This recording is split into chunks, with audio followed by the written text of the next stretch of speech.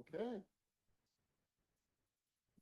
This is the call to order for the May 28th, 2025 meeting of the Planning Commission for the Town of Woodside, California. We will start with the Pledge of Allegiance.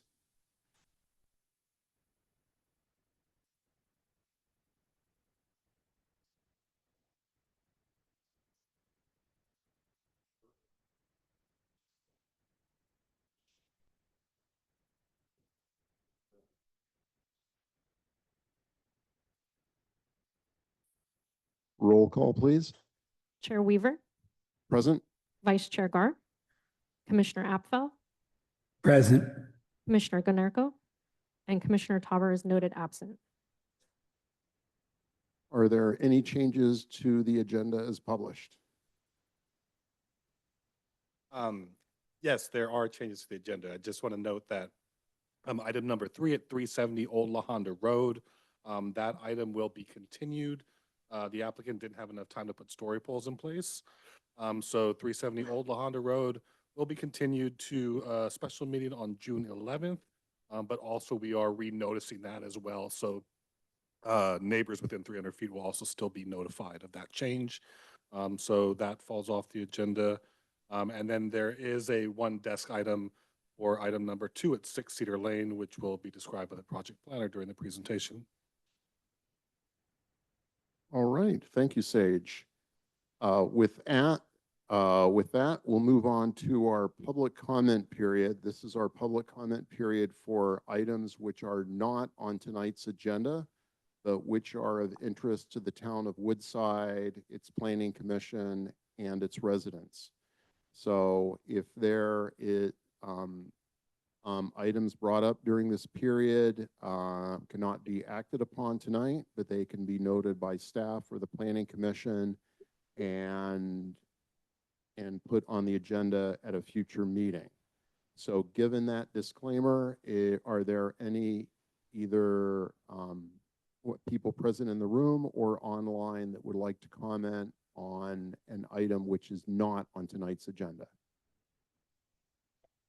I see no hands in the room. Is there anyone online? Currently no attendees online. Okay. Given that, we will close the public comment period and move on to our next item, which is the consent calendar, which I believe is approval of our April minutes. Correct, the April 16th minutes.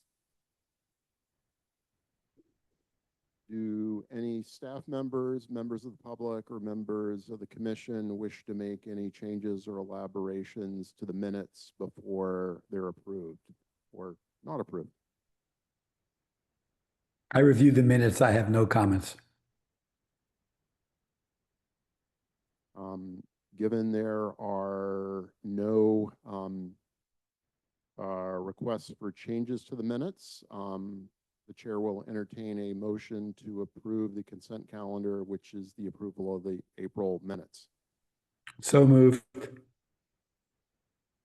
we have a second?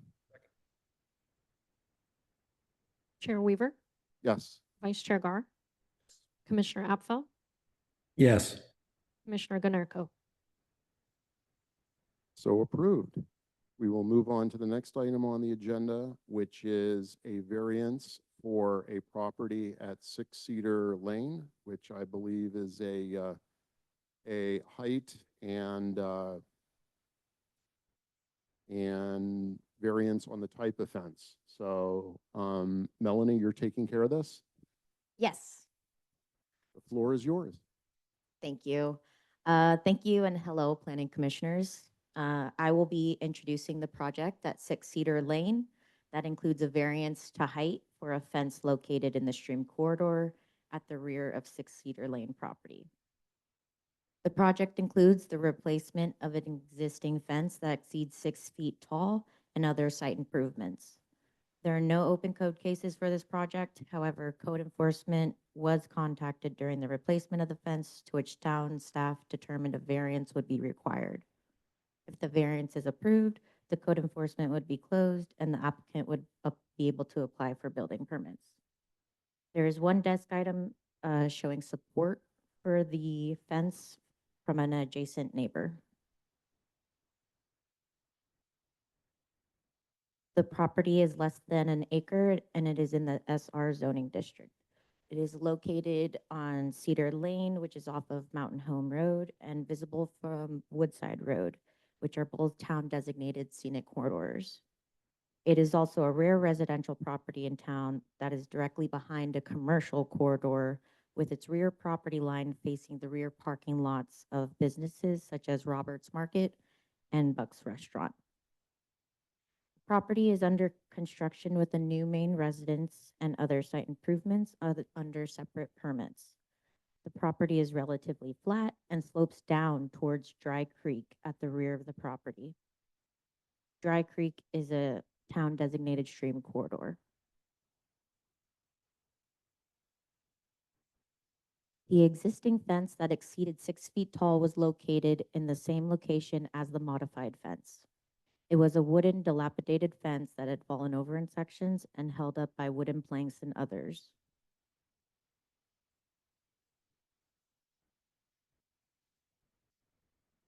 The allowed maximum height for solid rear fences is typically 6 feet tall. The proposed natural solid redwood fence is a maximum height of 10 feet in some locations. The applicant is also proposing to restore the stream corridor by adding a row of 10 oak trees and temporary above-ground irrigation to establish the trees over a 2-year period.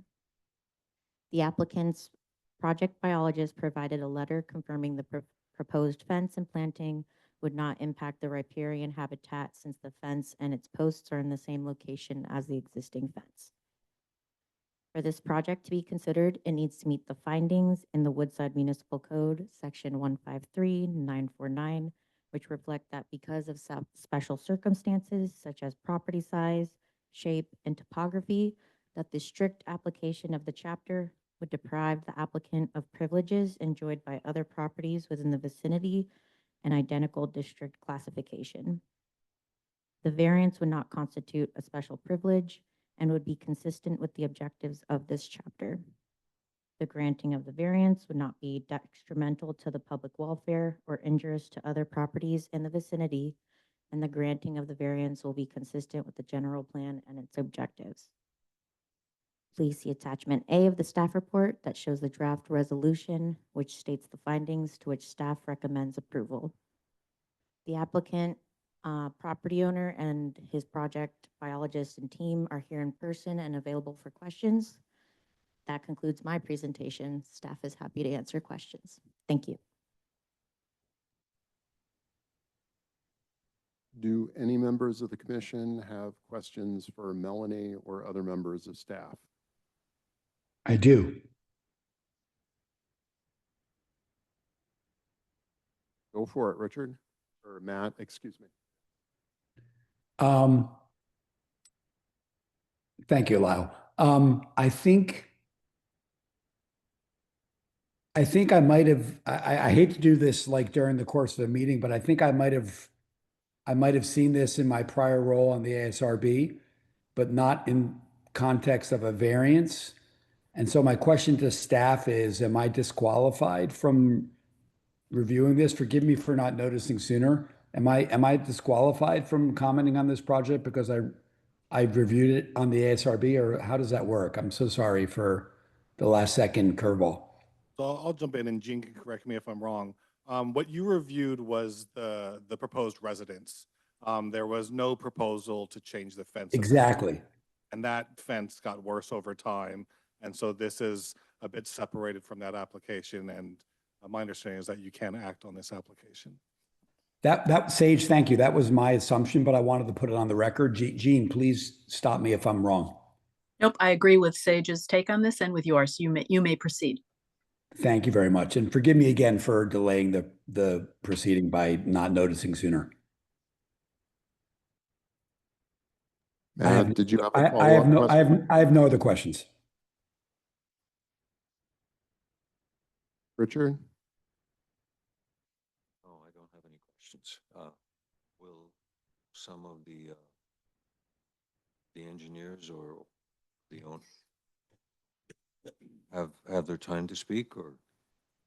They will certainly have their time to speak. I did have one quick follow-up question for Melanie and perhaps Sage.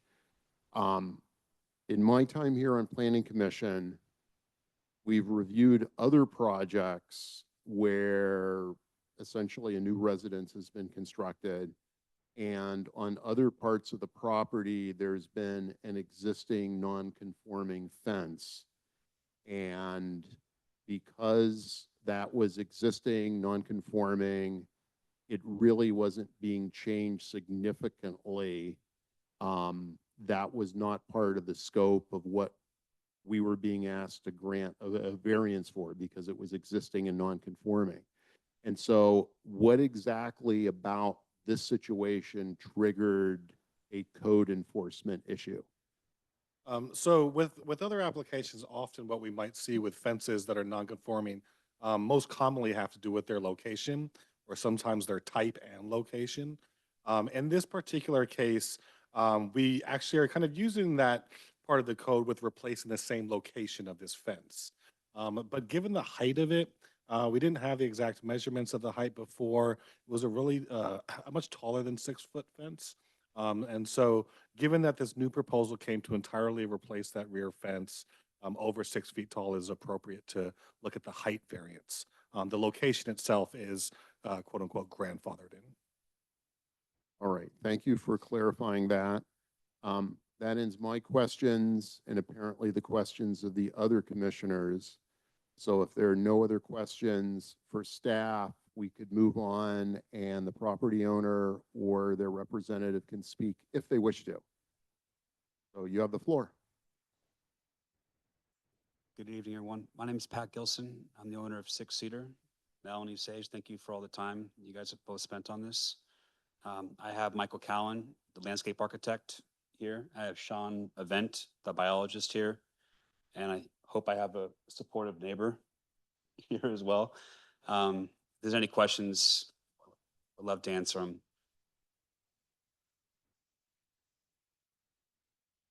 Questions for the applicant? I don't have any questions. It seems very straightforward. I'm similar. I think that the Yeah. follow-up, some follow-up questions when the existing non-conformance is able to build into it. Maybe there's an opportunity for streamlining here. All I have, but it seems straightforward to me. Yeah. Right. Given that the commissioners seem to have no questions for the applicant, we'll go ahead and close this out and open it up for public comment unless you wish to say something else. Okay, the floor is there anyone here in the room or online that would like to make a public comment regarding this proposed variance? There's no one online. Oh, come on up. Hi, my name's Bob Seelig. I live at number 3 Cedar Lane, across the street from the Gilsons, and have lived there 50 years. So when we moved in, Cedar Lane was this, it was called Cedar Acres. Somebody would maybe remember that, but, and the original George Roberts lived at number 1 and so forth. That's all history, very interesting history. But in the last few years, some houses have been built that have changed Cedar Lane dramatically, including the Lakeup House, which is next to ours, and the Volpe House. But now Patrick is building the premier house on Cedar Lane, truly is. And as a side deal, I've been a contractor for 50 years, and I appreciate quality construction, quality design, the level of rigor that has gone into this house. It's going to be quite beautiful. But over the years, we've also experienced the lights coming from Roberts, even across the street, the noise that comes from Roberts, even across the street, not just parking noise, but delivery noise in the morning and so forth. So I think it would be, you know, he took a risk on this property. He's putting a lot of money and it's going to change our street dramatic. It'll be one of the better houses in Woodside, frankly, with all the detail and features that it has. So it would be terrible not to give them some privacy from what goes on across the street. And, you know, we've known the Roberts for 50 years. They're great. I shop there 5 times a day, I think. So, but I think this is a no-brainer. There's a letter back there that I just read that was quite good. It pretty much tells the whole story. You know, if a variance is going to be granted, this is the proper place to do it, my opinion. So. Thank you for your comments. Is there any other member of the public that would like to speak on this issue?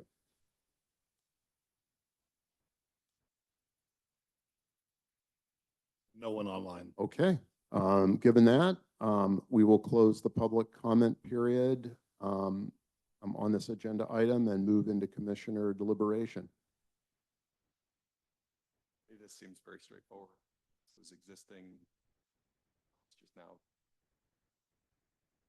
privacy needs and the topography exacerbates. First place, and I would support whatever decision was made and to build it.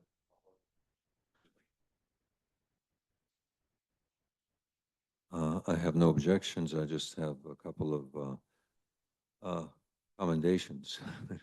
The owner has, looks like obviously took care in designing and thinking about how to build this fence. He's got an architect and biologist and spent a lot of money. Those trees that are being planted are quite welcome. I took a walk on Robert's parking lot the other day and just tried to see if this property is even visible. It's hardly visible because there's trees and shrubbery right next to the parking lot. So if you really are perceptive, you can see some of the old fence. So I think that this is not at all an impediment or a reason to think about the variance. So, and especially the privacy issue, it's well placed decision to apply for the variance, and it should be approved.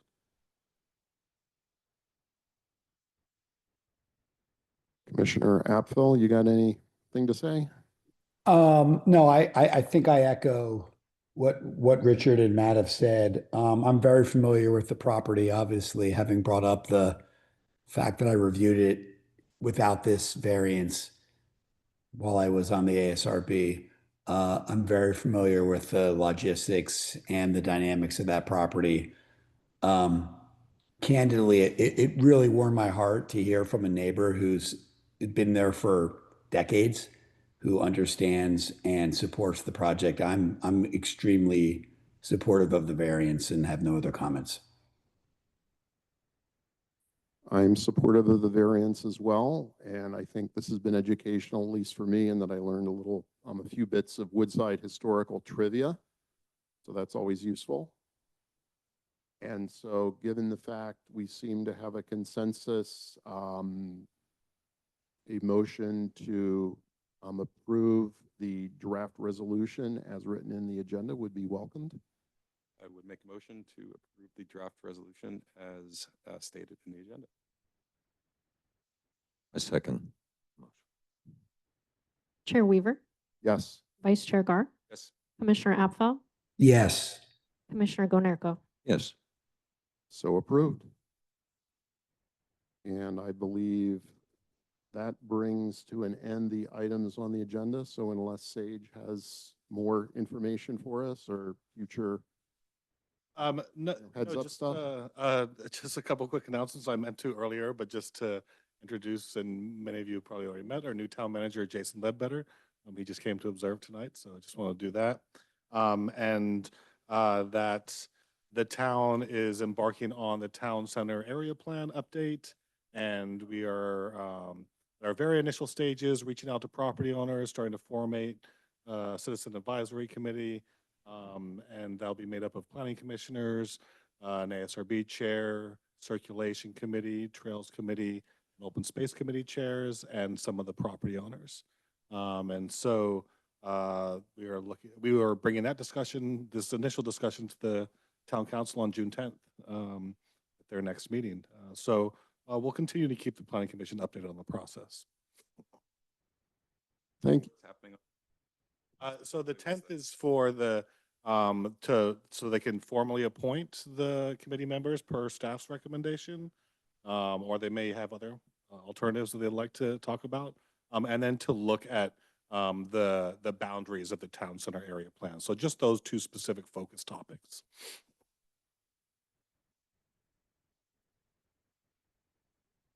That's all I have. All right. Unless someone else has something they need to impart to us, I will adjourn this meeting. So adjourned.